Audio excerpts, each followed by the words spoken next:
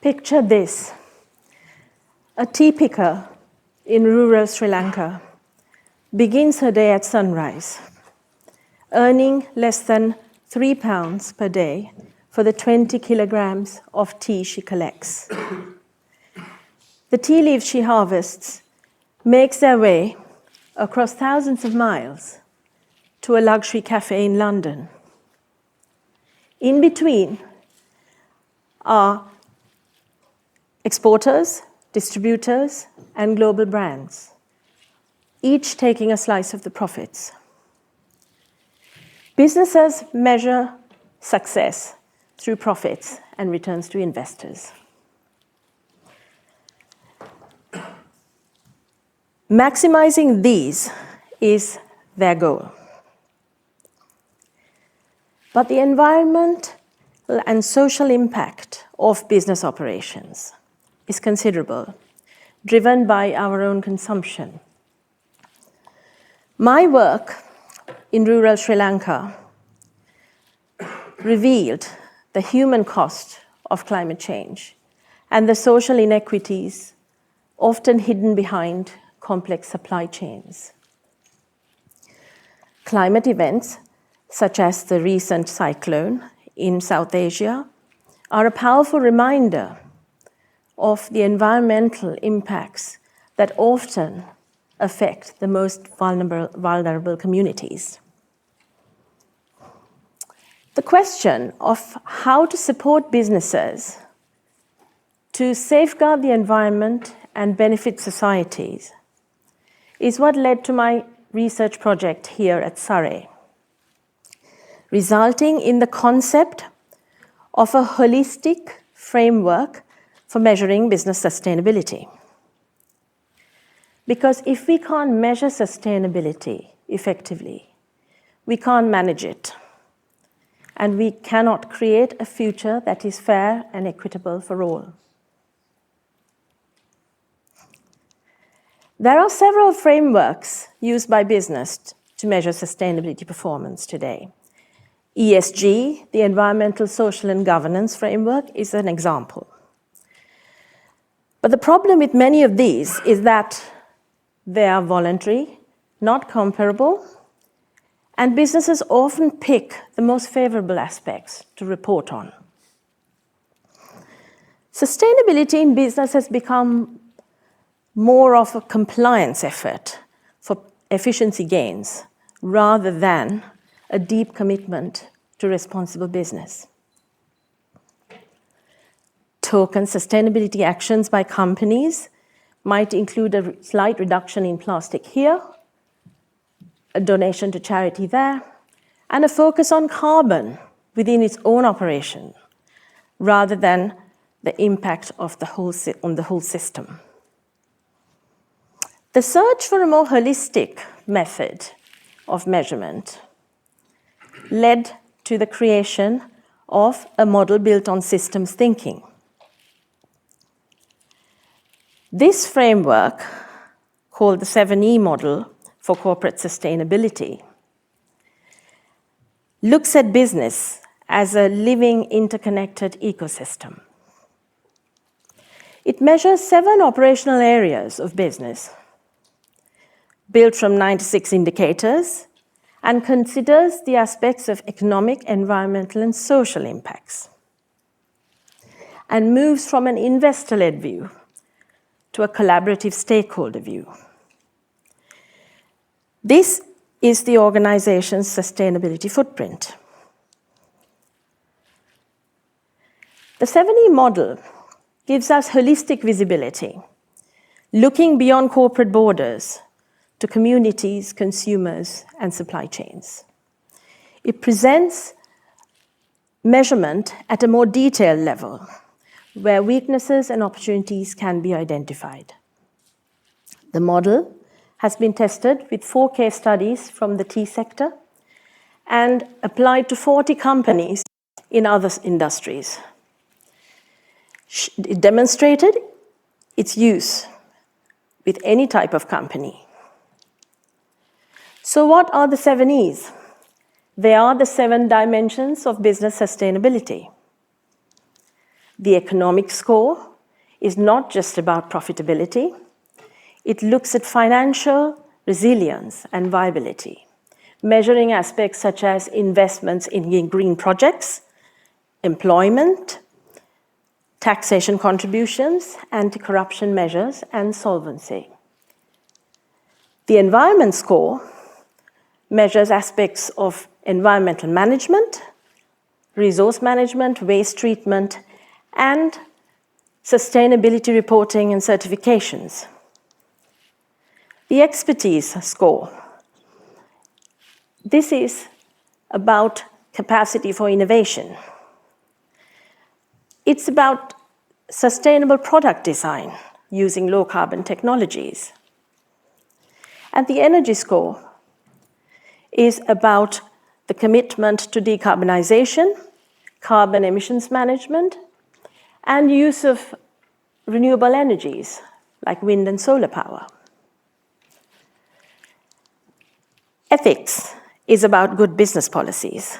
It looks at how a business is managing its supply chain with policies such as modern slavery, working hours, and child labor in the supply chain. Empathy is the social contract. This is about how well an organization looks after its employees and its corporate social responsibility.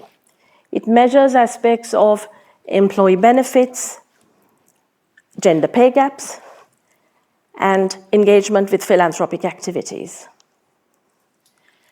And finally, executive is the enabling capital.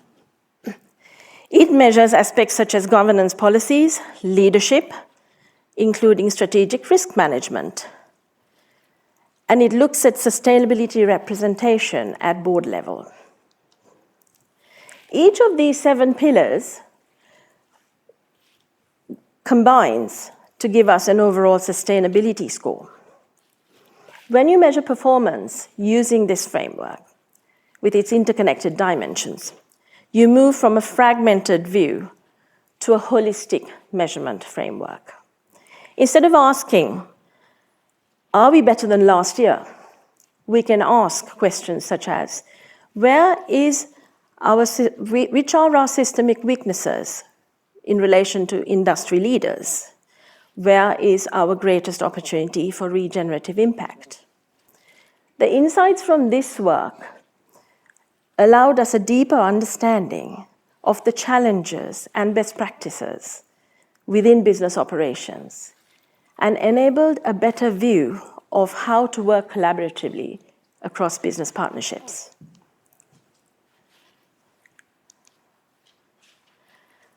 The sustainability scores measured using the 7E model can be mapped visually.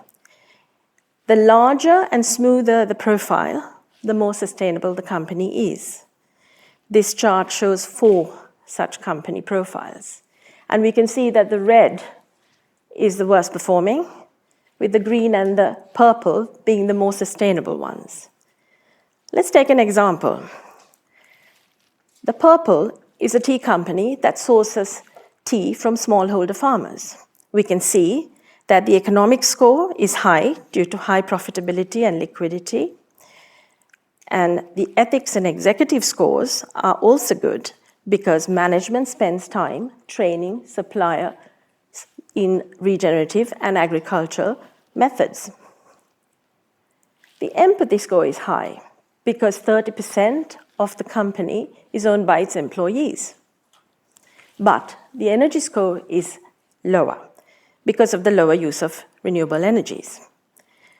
We can see how the results mapped in this way or calculated can help to understand performance in each of these areas and now address that weak energy score to improve overall performance. This shift enables us to look at the whole impact of operations. You are no longer just reporting on isolated numbers. You are managing a whole system towards resilience. And this framework is not just for multinational giants. Whether you are a local coffee shop or a global manufacturing firm, the 7 E's can define your operations.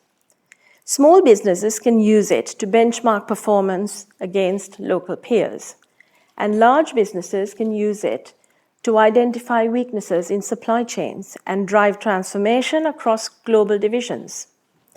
The model is standardized, but the targets can be customized. The research behind the 7E model has shown that the measurement and management of sustainability is possible for everyone.